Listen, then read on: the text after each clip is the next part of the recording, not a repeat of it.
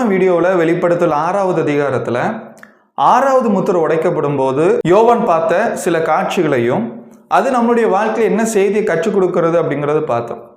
ஒருவேளை நீங்க வெளிப்படுத்தல் புத்தகத்தை நேசிக்கக்கூடியவராக இருந்தீங்க அப்படின்னா இது உங்களுக்கு பிரயோஜனமா இருக்கும். வெளிப்படுத்தல் 6வது அதிகாரம் 6வது முத்திரை உடைக்கப்படும் போது ஒரு முக்கியமான கேள்வியோடு முடிவடைஞ்சது. அது என்ன கேள்வி ஞாபகம் இருக்கா?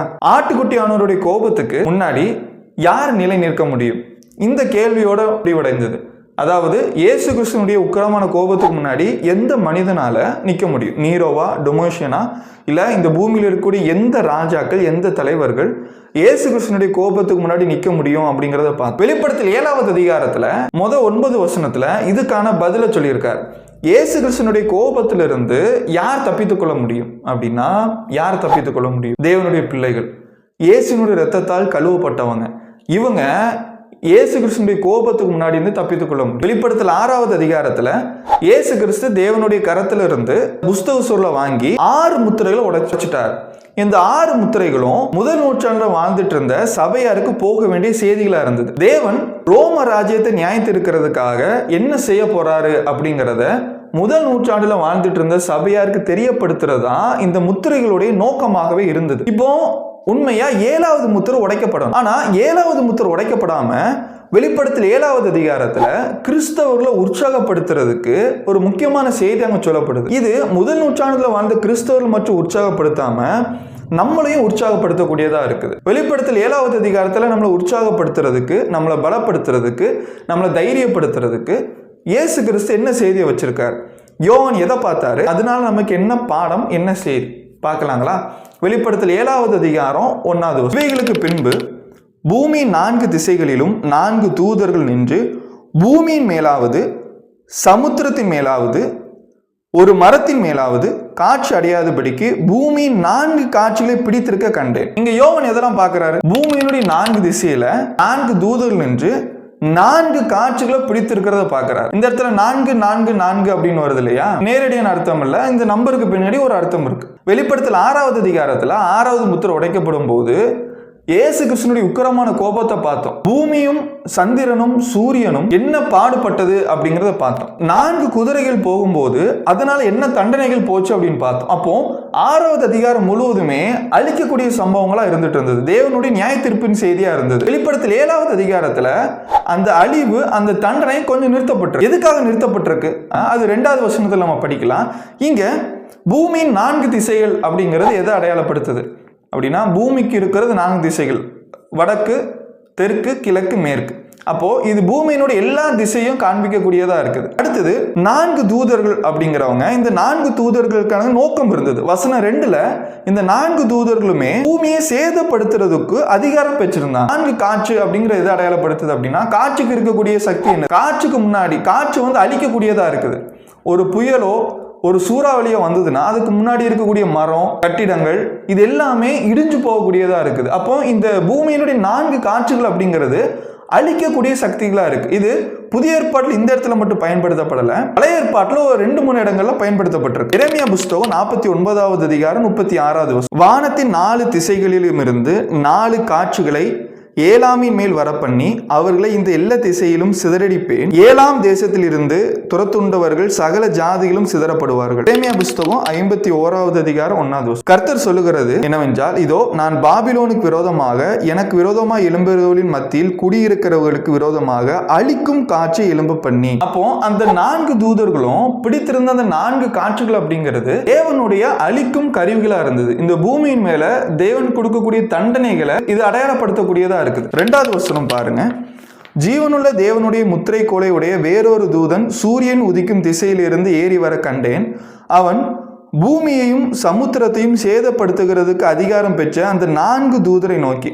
இந்த இடத்துல கவனிச்சிங்களா? ஏற்கனவே 4 தூதர்கள் 1வது வசனத்துல அந்த பூமியின் 4 காட்சிகளை பிடித்திருந்ததை பார்த்தோம். இப்போ 2வது வசனத்துல வேறொரு தூதன் வருகிறான். அவன் எந்த இடத்துல இருந்து வருகிறான் அப்படின்னா, சூரியன் உதிக்கக்கூடிய திசையிலிருந்து வருகிறான். இந்த 5வது தூதன் சூரியன் உதிக்கக்கூடிய திசையிலிருந்து வருகிறான் அப்படிங்கிறது, சூரியன் எந்த திசையில உதிக்கும் அப்படின்னா கிழக்கு. கிழக்கு அப்படிங்கிறது தேவனுடைய மகிமையை வரக்கூடிய இடமா இருந்தது. எசேக்கியேல் புஸ்தகம் 11வது அதிகாரம் 23வது வசனத்திலையும் எசேக்கியேல் புஸ்தகம் 43வது அதிகாரம் 2வது வசனத்திலையும் இஸ்ரவேல் ஜனங்கள் பாபிலோன்ல போய் அடிமைப்பட்டிருக்கும் போது தேவனுடைய மகிமை கிழக்குக்கு போயிற்று அப்படின்னு படிக்கிறோம். பாபிலோன்ல இருந்து விடுதலையாக்கப்படணும் அப்படிங்கும் போது இஸ்ரவேல் ஜனங்களுக்கான மகிமை கிழக்குல இருந்து வந்தது அப்படின்னு படிக்கிறோம். இப்போ இந்த 5வது தூதன் கிழக்கிலிருந்து வந்தான் அப்படிங்கிறது இது தேவனுடைய பிள்ளைகளுடைய மகிமையை பிரதிபலிக்கக்கூடிய ஒரு விஷயமா இருக்குது. இன்னொன்னு, தேவன் கொடுத்த வாக்குத்தத்தத்தை இது உறுதிப்படுத்தக்கூடியதா இருக்கு. தேவன் அவருடைய பிள்ளைகளை பாதுகாப்பேன் அப்படின்னு வாக்குறுதி கொடுத்திருந்தார் அப்படின்னா அதை செய்வார் அப்படிங்கறத காட்டுது. இந்த 5வது தூதன் கிழக்கிலிருந்து புறப்பட்டு வந்து அந்த 4 தூதர்களை பார்த்து ஒரு செய்தி சொல்றான். என்ன செய்தி சொல்றான் அப்படின்னா, 2வது வசனம் பாருங்க. ஜீவனுள்ள தேவனுடைய முத்திரை கோலை உடைய வேறொரு தூதன் சூரியன் உதிக்கும் திசையிலிருந்து ஏறி வர கண்டேன். அவன் பூமியையும் சமுத்திரத்தையும் சேதப்படுத்துகிற அதிகாரம் பெற்ற அந்த 4 தூதரை நோக்கி, நாம் நமது தேவனுடைய ஊழியக்காரரின் நெற்றிகளில் முத்திரை போட்டு தீரும் அளவும் பூமியையும் சமுத்திரத்தையும் மரங்களையும் சேதப்படுத்தாதிருங்கள் என்று மகா சத்தமிட்டு கூப்பிட்டான். அப்போ இந்த 5வது தூதன் கையில முத்திரை கொலை உடையவனா வந்து அந்த 4 தூதர்களையும் பார்த்து, நீங்க சேதப்படுத்தாதீங்க, கொஞ்சம் வெயிட் பண்ணுங்க, பொறுமையா இருங்க, அதுக்குள்ள நம்ம தேவனுடைய பிள்ளைகள் மேல, தேவனுடைய ஊழியக்காரங்கள் மேல நம்ம முத்திரை போட்டலாம் அப்படிங்கிறாங்க. இதை எதை அடையாளப்படுத்துது அப்படின்னா, இங்க தேவனுடைய பிள்ளைகளையும் தேவனுடைய பிள்ளைகள் இல்லாதவர்களையும் பிரிக்கிறதா இருக்கு. தேவனுடைய பிள்ளைகள் யாரு அப்படிங்கிறது தேவனுக்கு நல்லாவே தெரியும். தேவனுடைய பிள்ளைகள் இல்லாதவங்க யாரு அப்படிங்கிறது தேவனுக்கு தெரியும். இங்க தேவனுடைய பிள்ளைகள் தேவனால் பாதுகாக்கப்படுவாங்க அப்படின்ட்டும் இது காட்டுது. இதை பழைய ஏற்பாடுலாம் படிக்கலாம். யாத்திராம் புஸ்தகம் 12வது அதிகாரம் 7வது வசனத்திலிருந்து 13வது வசனம் வரைக்கும் படிச்சு பார்த்தோம் அப்படின்னா, இஸ்ரவேல் ஜனங்கள் எகிப்தில் அடிமையா இருக்கும்போது அவங்கள விடுதலை பண்ணி கொண்டு வரும்போது தேவன் ஒரு விஷயத்தை செய்ய சொல்லியிருப்பார். ஒரு ஆட்டுக்குட்டி எடுத்து அதை பலியிட்டு அதனுடைய ரத்தத்தை வீட்டினுடைய வாசல்ல பூசுங்க அப்படின்னு சொல்லியிருப்பார். இது எகிப்தியர்களுக்கும் இஸ்ரேல் ஜனங்களுக்குமான வித்தியாசத்தை காட்டக்கூடியதா இருந்தது. இன்னும் போக போக ரோம ராஜ்யத்தின் மீது வரக்கூடிய தண்டனை அதிகரிக்க போகுது. அப்போ இங்க தேவனுடைய பிள்ளைகள் தேவன் பாதுகாத்துக் கொள்வாரு, தேவன் அவருடைய பிள்ளைகளை மறக்கல அப்படிங்கிறத காட்டுது. வெளிப்படுத்தல் புஸ்தகம் 7வது அதிகாரம் 4வது வசனம், முத்திரை போடப்பட்டவர்களின் தொகையை சொல்ல கேட்டேன். இஸ்ரவேல் புத்தருடைய சகல கோத்திரங்களிலும் முத்திரை போடப்பட்டவர்கள் 1,44,000 பேர். இந்த இடத்துல முத்திரை போட்டவர்களுடைய எண்ணிக்கை 1,44,000 அப்படின்னு சொல்லி இருக்கு. இது நேரடியான எண்ணா அப்படின்னா இது நேரடியான எண் கிடையாது. வெளிப்படுத்தல் புஸ்தகம் 5வது அதிகாரத்துல 24 மூப்பர்கள் தேவனுடைய சமூகத்துல தேவனுடைய சிங்காசனத்துக்கு முன்பாக இருந்து தேவனை மகிமைப்படுத்துறதை பார்த்தோம். இந்த 24 மூப்பர்கள், அந்த 24 அப்படிங்கிறது ஒரு விஷயத்தை அடையாளப்படுத்துச்சு. இயேசு கிறிஸ்துவால் ரட்சிக்கப்பட்ட எல்லா ஜனங்களையும் அடையாளப்படுத்தக்கூடியதா இருந்தது. அதே மாதிரி தான் வெளிப்படுத்தல் 7வது அதிகாரம் 4வது வசனத்துல 1,44,000 அந்த 1,44,000 பேர் தான் பரலோகம் போவாங்க அப்படிங்கறத சொல்லாம 1,44,000 இயேசு கிறிஸ்துவால் ரட்சிக்கப்பட்ட திரளான ஜனங்களை காட்டுது. வெளிப்படுத்தல் 14வது அதிகாரம் 1வது வசனத்துல மறுபடியும் நம்ம இந்த 1,44,000 பேரை பார்ப்போம்.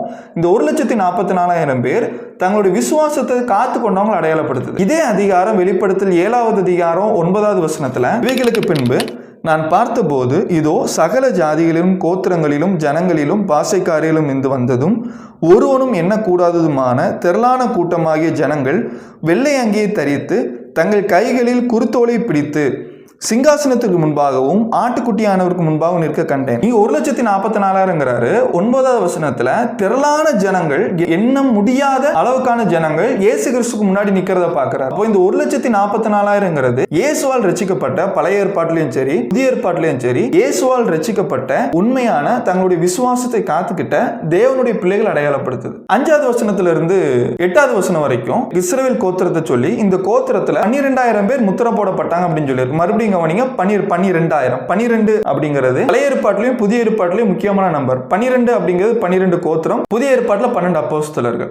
சரி, இது நம்மளுக்கு என்ன பாடத்தை கொடுக்குது? எபேசியர் புஸ்தகம் 1வது அதிகாரம் 13வது வசனம் 14வது வசனம், நீங்களும் உங்கள் ரட்சிப்பின் சுவிசேஷமாகிய சத்திய வசனத்தை கேட்டு விசுவாசிகளான போது வாக்குத்தத்தம் பண்ணப்பட்ட பரிசுத்த ஆவியால் அவருக்குள் முத்திரை போடப்பட்டீர்கள்.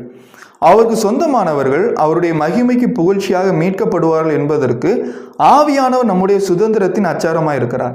2 தீமோத்தேயு புஸ்தகம் 2வது அதிகாரம் 19வது வசனம், ஆகிலும் தேவனுடைய உறுதியான அஸ்திபாரம் நிலைத்திருக்கிறது, கர்த்தர் தம்முடையவர்களை அறிவார் என்பதும் கிறிஸ்துவின் நாமத்தை சொல்லுகிறவன் எவனும் அநீதியை விட்டு விலக கடவன் என்பதும் அதற்கு முத்திரையா இருக்கிறது. அப்போ இது நம்மளுக்கு கொடுக்கக்கூடிய பாடம் என்ன அப்படின்னா, நாம் தேவனால் முத்திரை போடப்பட்டவங்க. யாரெல்லாம் இயேசுவினுடைய வசனத்தை கேட்டு அவருடைய சுவிசேஷத்தை கேட்டு விசுவாசித்து மனம் திரும்பி ஞானஸ்தானம் எடுத்து இயேசுவால் உருவாக்கப்பட்ட கிறிஸ்டின் சபையில் இருக்கிறாங்களோ அவங்க எல்லாருமே இயேசுவின் இரத்தத்தால் கழுவப்பட்டு தேவனால் முத்திரிக்கப்பட்ட அவங்களுக்கு சொந்தமான ஜனங்கள். நாம் எல்லாருமே தேவனுக்கு சொந்தமானவங்க அப்படின்னு காட்டு. நாம் தேவனுக்கு சொந்தமானவங்க அப்படின்னா நாம் யார் அப்படிங்கிறதும் நாம் எப்படிப்பட்டவர்கள் அப்படிங்கிறதும் தேவனுக்கு தெரியும். எந்த ஒரு மனிதனுக்கு முன்னாடி நம்ம நிரூபிக்க வேண்டிய அவசியம் இல்லை. தேவனுக்கு சொந்தமானவங்களா இருக்கிற நம்ம தேவனால் பாதுகாக்கப்படுவோம் அப்படிங்கிறதும் தேவனால் மீட்கப்படுவோம் அப்படிங்கிற உறுதியும் அந்த கிழக்கு திசையிலிருந்து எழும்பி வந்த அந்த 5வது தூதன் நம்மளுக்கு உறுதி அளிக்கக்கூடியவனா இருக்கிறான். அவனுடைய கையில் இருக்கக்கூடிய முத்திரைக்கோள் தேவனுடைய முத்திரைக்கோளா நம்மளுக்கு உறுதியா இருக்குது. நீங்க பயப்படாதீங்க, ரோம ராஜ்யத்தின் மீது தண்டனை வருது, அந்த தண்டனை அவங்களுக்கானது, நான் உங்களை பாதுகாப்பேன். ஆனா நீங்க செய்ய வேண்டிய விஷயம் என்ன அப்படின்னா 2 தீமோத்தேயு 2:19 படிச்ச மாதிரி தேவனுடைய பிள்ளைகளா இருக்கிற நம்ம அநியாயத்தை விட்டு மனம் திரும்புறது அவசியமா இருக்கு. சத்தியத்துக்கு கீழ்ப்படிவது அப்படிங்கிறது அவசியமா இருக்கு. இந்த உலகத்துல தேவனுக்கு பிரியமான காரியத்தை செய்யறவங்க இருக்கிறாங்க, தேவனுக்கு பிரியம் இல்லாத காரியத்தை செய்யறவங்க இருக்கிறாங்க. நான் எந்த பக்கம் நிக்கிறேன்? நான் தேவனால் முத்திரிக்கப்பட்டவனா இருக்கிறேனா, இல்ல தேவனால் முத்திரிக்கப்படாதவனை போல நான் நடந்து கொள்கிறேனா? நான் தேவனால் முத்திரிக்கப்பட்டவனா இருக்கணும் அப்படின்னா நான் தேவனுடைய சத்தியத்திற்கு கீழ்ப்படுகிறவனாகவும் அநீதியை விட்டு விலகக்கூடியவனாகவும் தேவனுக்கு பிரியமானதை செய்யக்கூடியவனா இருக்கணும். நான் அப்படி செய்யும் போது நான் சத்தியத்துக்கு கீழ்ப்படிந்து ஞானஸ்நானம் எடுத்து அவருடைய சபையில் இருக்கும்போது முத்திரிக்கப்பட்டவனா அவருடைய பிள்ளையா இருக்கிறேன். அவர் என்னை பாதுகாக்கிறாரு, என்னதான் பிரச்சனை வந்தாலும் அவர் என்னை கைவிட மாட்டாரு அப்படிங்கிற வாக்குறுதியை அது நம்மளுக்கு கொடுக்குது. இது முதல் நூற்றாண்டில் வாழ்ந்த கிறிஸ்தவர்களுக்கு எவ்வளோ தைரியத்தை கொடுக்கும். நான் தேவனுடைய பிள்ளை, அவர் என்னை கைவிட மாட்டார், அவர் என்னை முத்திரை போட்டிருக்கார், நான் அவருக்கு சொந்தமானவர். எவ்வளோ ஆறுதலையும் தைரியத்தை கொடுத்துருக்கணும். இதே மாதிரி இது நம்மளுக்கும் ஆறுதலையும் தைரியத்தையும் கொடுக்குது. வெளிப்படுத்தல் 9வது அதிகாரத்திலிருந்து அந்த முத்திரிக்கப்பட்டவங்களுக்கு தேவன் கொடுக்கக்கூடிய மிகப்பெரிய ஆசீர்வாதம் என்ன அப்படிங்கிறத குறித்து நம்ம பார்க்கலாம். தேவன் நம்மை ஆசீர்வதிப்பார். சத்தியத்தை தெளிவாகவும் எளிமையாகவும் சத்தியமாகவும் தெரிந்து கொள்ள விரும்பினால் எங்களை தொடர்பு கொள்ளவும். எங்களிடம் ஆவிக்குரிய புத்தகங்களும் விளக்க உரையும் டிராக்குகளும் இருக்கின்றன. எங்களை தொடர்பு கொள்வதன் மூலமாய் இலவசமாய் நீங்கள் பெற்றுக்கொள்ளலாம். பிரதர் செலின் 9790234583 மற்றும் 78450218883.